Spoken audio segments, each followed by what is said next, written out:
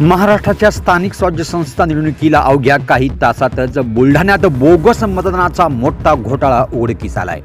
स्थानिकांनी बोगस मतदाराला पकडलं, मारहाण केली, पण पोलिसांच्या ताब्यात देण्यापूर्वीच तो पसार झालाय। आणि यात सर्वात मोठा ट्विस्ट म्हणजे शिवसेना आमदार संजय गायकवाड यांच्या मुलावर बोगस मतदाराला पळवून नेल्याचा थेट आरोप करण्यात आलाय। बुलढाणा नगर परिषद वॉर्ड क्रमांक 15 गांधी प्राथमिक शाळा मतदान केंद्र सकाळी 9 वाजून काही मिनिटांनंतरच कोथळी गावातील वैभव देशमुख यांच्या नावाने एक अनोळखी व्यक्ती मतदान करायला उभी होती। स्थानिकांनी ताबडतोब ओळखलं, हा वैभव देशमुख नाही। पकडलं, विचारलं आणि संताप अनावर झाला। बेदम मारहाण करण्यात आली आहे। दुसऱ्या एका संशयितालाही ताब्यात घेण्यात आला आहे। पण यानंतरचा प्रसंग थेट चित्रहारापेक्षाही नाट्यमय घडलाय। शिवसेना आमदार संजय गायकवाड यांचा मुलगा कुणाल गायकवाड घटनास्थळी धडकला। काँग्रेस राष्ट्रवादी कार्यकर्त्यांचा दावा आहे की कुणाल गायकवाड यांनी पोलिसांना शिवीगाळ केली आणि एका बोगस मतदाराला गाडीत बसवून पळवून नेलंय। आता तर सत्ताधारी आमदारच दुबार मतदारांच्या माध्यमातून निवडणूक प्रक्रियेत घोळ घालत आहेत। बुलढाण्यात बोगस मतदाराला स्थानिकांनी पकडलं असताना संजय गायकवाड यांचा मुलगा कुणाल गायकवाड यांनी त्या व्यक्तीला पळवून नेलं। सत्ताधारी लोक सातत्याने बोगस मतदान करतायत। निवडणूक आयोग मात्र झोपा काढतोय। मालकाविरोधात काहीच करायचं नाही का, असं आयोगाने ठरवलंय का, असा घणाघाती आरोप रोहित पवार यांनी केलाय। हा व्हिडिओ सध्या सोशल मीडियावर प्रचंड व्हायरल झाला असून काँग्रेस राष्ट्रवादी काँग्रेस संतापली आहे।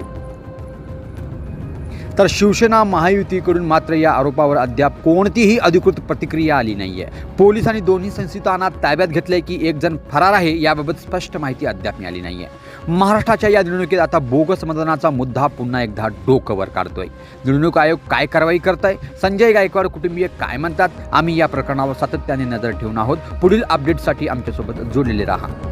चॅनलवरती नवीन असाल तर चॅनलला सबस्क्राईब करा, लाईक करा आणि शेअर करा।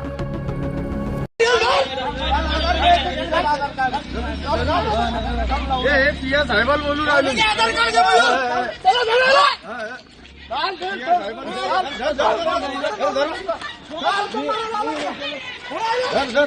आम्ही पियायला लावला,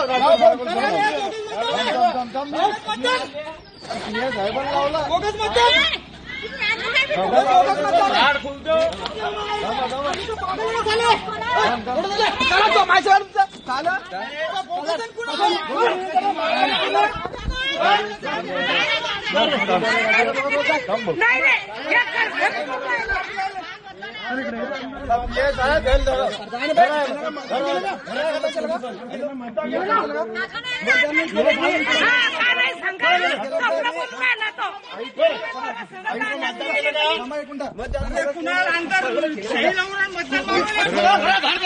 आता गेले गाडी घ्या, गाडी घ्या, गाडी गाडी कुठे आहे, त्याला पकड ना गाडी, गाडी